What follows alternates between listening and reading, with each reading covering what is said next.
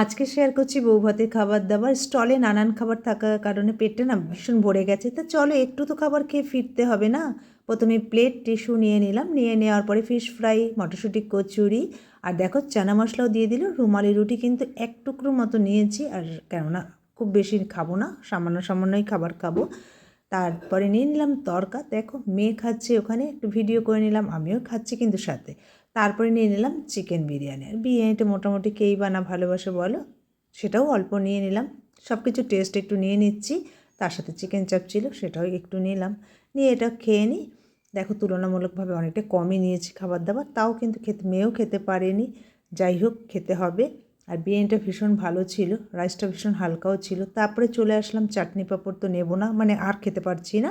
মিষ্টি নিয়ে নিলাম, মিষ্টির মধ্যে লট চমচম নিয়েছি আর রসগোল্লা নিয়ে নিই। তারপরে হাত ধুয়ে নিয়ে এক গ্লাস জল নিয়ে নিলাম। তাহলে বন্ধুরা কেমন হলো?